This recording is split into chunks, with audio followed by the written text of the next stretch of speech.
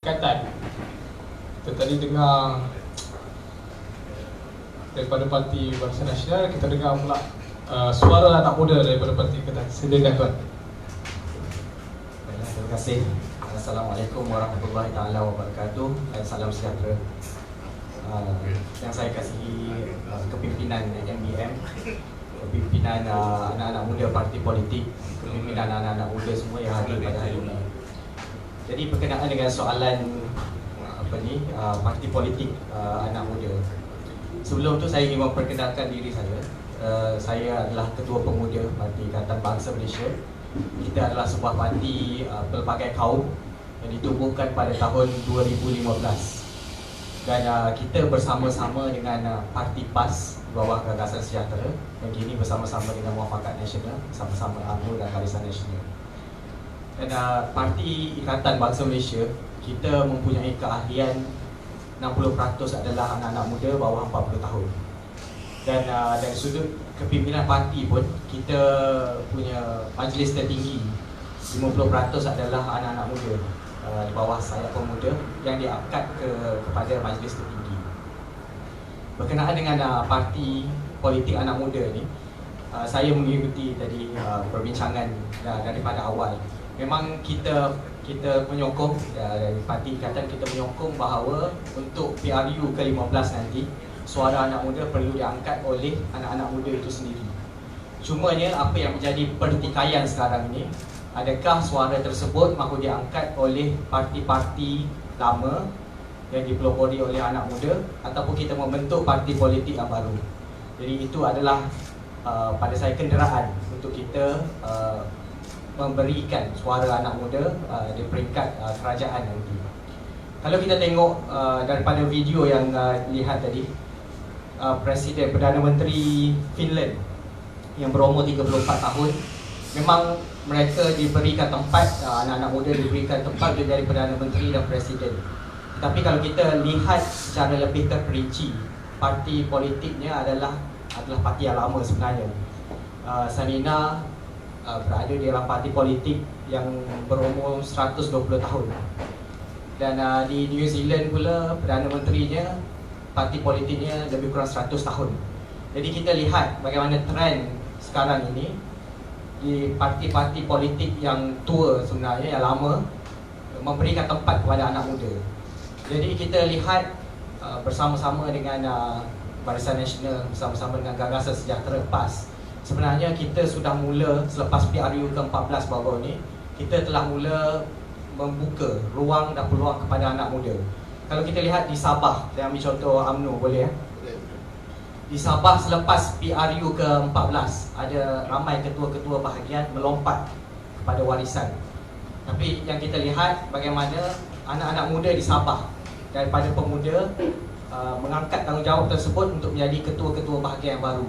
Dan saya ada bercakap dengan Ketua Pemuda UMNO, Dr. Ashraf Azli.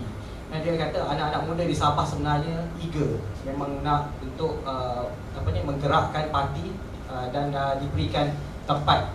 Dan pada waktu itu tempat diberikan, dan anak-anak muda ini sebenarnya memberikan performance yang sangat bagus.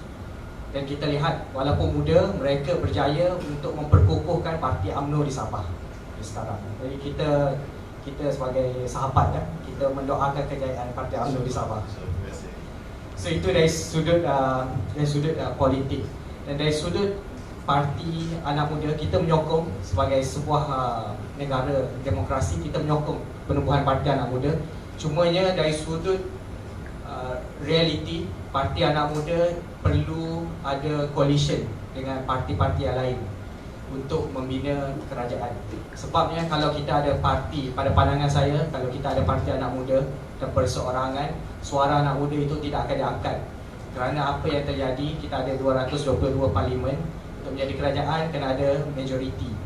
Dan realitinya dengan keadaan hari ini, PRU ke-15, saya rasa agak sukar untuk parti anak muda ditubuhkan bersendirian untuk membentuk kerajaan. Jadi perkara tersebut perlu difikirkan, kerana apabila menjadi kerajaan, barulah kita dapat membawa atau mengangkat suara anak muda. Ada soalan yang tanya pada saya, bagaimana ikatan sebut, Tuan sebut tadi 50% ahli majlis tinggi, bagaimana ruang itu dapat dimanfaatkan selain daripada kita bercakap soal parti anak muda ini, yang kita percaya ini bukan soal anak muda semata tapi idea-idea baru. Bagaimana anak muda dapat membawa dan dapat influence parti ini untuk shape parti Pdi Perjuangan. Kita berterima kasih kepada Presiden kita. Presiden kita adalah Tan Sri Kadir Shave Fazil, yang bekas Menteri Penerangan sebelum ini. Dan dia mempunyai pemikiran yang terbuka bersama-sama dengan majlis tertinggi yang lain yang pengalaman politik yang telah lama. Apabila kita berada di dalam majlis tertinggi, kalau kita lihat dari struktur parti politik, majlis tertinggi adalah struktur tertinggi yang akan menggunakan dasar-dasar, memberikan dasar-dasar kepada parti secara keseluruhan hingga ke grassroots.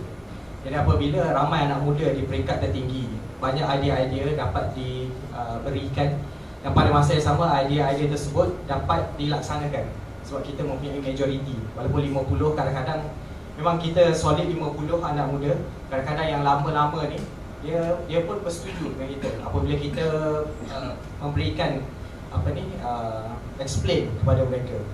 Salah satu contoh yang kita perbaharui dalam parti kita, sebelum ni kita ada sayap pemuda dan kita ada sayap wanita sahaja.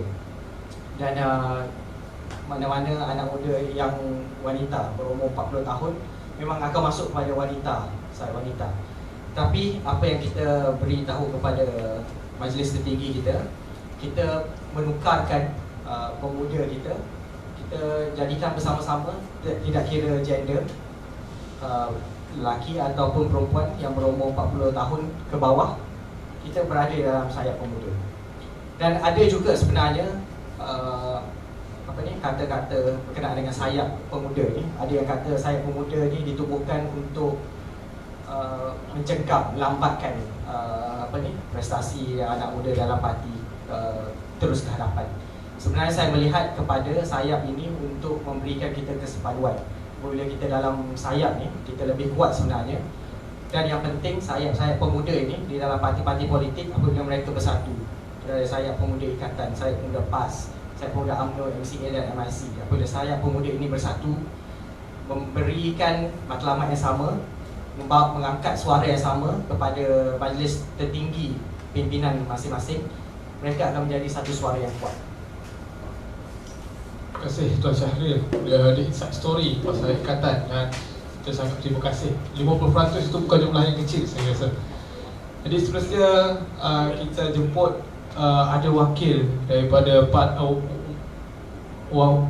Parti Keadilan Rakyat, mahasiswa, sayap mahasiswa ya, Saudara Irfan Mahzan, untuk share sedikit pandangan mahasiswa dan juga pada masa sama anak muda dalam Parti Keadilan.